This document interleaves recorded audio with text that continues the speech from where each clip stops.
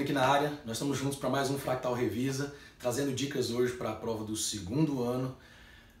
Estamos conversando sobre fisiologia humana, especificamente a respeito do sistema endócrino. A primeira coisa que eu trouxe para vocês é um mecanismo de como estudar esse sistema. Aí, são várias glândulas, essas glândulas produzem uma série de hormônios e esses hormônios têm uma série de funções. Pelo bate-papo que nós fizemos, a estratégia de estudo que você vai utilizar é: faça um esquema. O esquema pode ser simplesmente escrito, mas eu gosto muito de trabalhar com a ideia de imagens. Paladino, eu não sou bom de desenhar. Tranquilo, você pode pegar uma imagem pronta. Imprime uma imagem do Google Imagens, por exemplo, digita lá, sistema endócrino, busca por imagens, vai sair várias. Você procura algum que já não tenha os nomes, pega uma que só tenha o desenho para você adicionar os nomes. Queridos, eu preciso insistir categoricamente que não existe um caminho fácil para poder fazer isso aqui. Como que eu guardei essas informações? Repetindo. E mesmo assim, todas as vezes que eu vou entrar em sala de aula para discutir esses temas com vocês, eu, um dia antes, umas horas antes, verifico novamente todo esse conteúdo.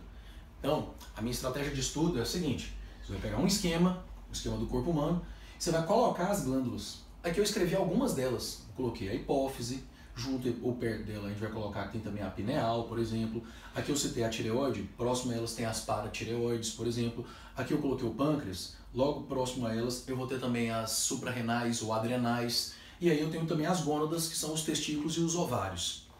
Para cada uma dessas glândulas, você vai escrever os hormônios. A gente vai lembrar que alguns hormônios têm sigla, e é importante para a gente, em nível de vestibular, saber o nome do hormônio e saber distinguir a sigla dele, porque algumas vezes os enunciados de exercícios utilizam somente a sigla ou somente o nome do hormônio, então é bom estar familiarizado com os dois termos. Beleza, então, nesse esquema que eu coloquei aqui, eu fiz uma exemplificação de como você vai estudar. Eu peguei aqui ó, a hipófise, citei dela 2 hormônios, nós vimos que são bem mais, né? A hipófise vai produzir 8 hormônios, vai pelo menos liberar 8 hormônios. E para além disso eu coloquei aqui a tireoide, o pâncreas e citei alguns dos hormônios a eles associados, certo? Com alguns dos distúrbios. Então, qual que é o roteiro de estudo?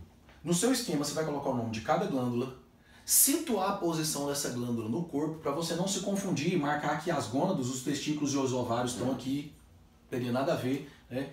Colocar o nome dos hormônios que cada uma dessas glândulas produz, aqui eu citei alguns, eu insisto, no nosso material a gente tem uma síntese com todos eles e para além disso o seu livro didático também contém uma tabela de 2 páginas com os hormônios produzidos pelas glândulas e a síntese das principais funções de cada um deles. Beleza? Disfunções associadas, que é o enfoque dessa nossa encontro, dessa nossa aula do Fractal Revisa de hoje. Quando eu estou pensando na hipófise, ela vai produzir uma diversidade muito grande de hormônios, mas eu destaquei 2 aqui, que é a somatotrofina, que é o GH, também conhecido como hormônio do crescimento, no qual um distúrbio que vai fazer com que o organismo produza pouco hormônio do crescimento, vai fazer com que a pessoa tenha uma condição específica na qual ela não vai atingir a estatura que ela poderia ter, né? Vai ficar pequenininha, baixinha, é um tipo que a gente chama de nanismo. O oposto, a hiperprodução desse hormônio, formaria um distúrbio que é chamado de gigantismo. Nós também conhecemos esse distúrbio com o nome de acromegalia. De certa forma, a gente até poderia pensar assim, pô, mas ter gigantismo é massa, ficar grande, enorme. O que acontece é que os efeitos desse hormônio não vão ser distribuídos igualmente pelo corpo. Então você tem crescimentos de extremidades, partes do queixo, por exemplo. Na verdade, assim, deformidades mesmo do ponto de vista ósseo-muscular. Ok. A vasopressina, também chamado de hormônio antidiurético, com essa sigla ADH, é produzido também pela hipófise, mas ela vai ter um trabalho, ela vai mandar um recado lá para os rins. Ela vai fazer com que os rins reabsorvam água e, para além disso, ela vai pressionar os vasos, aumentar a pressão sobre as arteríolas, por exemplo, da origem ao nome, ó, pressão sobre os vasos. Na ausência desse hormônio ou numa produção insuficiente desse hormônio, a pessoa não vai reter água e vai fazer bastante urina com muito volume de líquido, perdendo água assim. Os sintomas ligados a diabetes insípidos são sintomas bem parecidos com sintomas ligados à desidratação, certo? As tireoides produzem 3 hormônios, dos quais aqui eu destaquei 2. Triiodotironina, conhecido como T3, que tem iodo na composição, tiroxina, T4, e eu tenho alguns distúrbios aí associados. Eu posso ter, por exemplo, uma deficiência em iodo que vai fazer com que o organismo não produza corretamente esses hormônios, levando a uma condição que nós chamamos de bócio. Se a tireoide produz em exagero esses hormônios, eu vou ter um fenômeno conhecido como hipertireoidismo. Você vai pensar na ideia de assim, eu estou hiper feliz. Não tem como isso ser pouco. Esse radical está associado à ideia de muito. Então, no hipertireoidismo, como esses hormônios estão ligados ao controle termogênico, controle do metabolismo, controle do crescimento, eu vou pensar que no hipertireoidismo, o metabolismo da pessoa, de uma maneira geral, estará acelerado. Dessa forma, essa pessoa vai ter calor, sua, transpira, perda de peso, tendência a ataque cardíaco, irritabilidade. É bem comum ter os olhos, por conta da pressão, que vai ficar maior, pressão alta, né? Tá hipertenso, os olhos ficarem saltados, que é uma condição que a gente chama de bócio exoftálmico. E na condição de produzir pouco desses hormônios, a gente vai ter uma condição conhecida como hipotireoidismo. É mais ou menos como se a gente estivesse pensando na ideia de hipoglicemia. Esse hipo vem de baixo. No hipotireoidismo, você vai ter condições opostas à do hipertireoidismo. Então eu vou pensar na ideia de ganho de peso, metabolismo mais lento, letargia, por exemplo, certo? Olha um outro exemplo que nós podemos aplicar em relação aos hormônios ligados ao pâncreas. O pâncreas vai produzir a insulina e o hormônio glucagon. Aí aqui eu fiz um destaque para a insulina, que esses dois hormônios vão estar ligados ao balanço de concentração de glicose da nossa corrente sanguínea. Né? Beleza. Na insuficiência de produção de insulina, nós podemos ter distúrbios ligados a diabetes, que é chamado diabetes mellitus, e aí nós temos diabetes do tipo 1 e do tipo 2, é preciso diferenciar cada uma delas.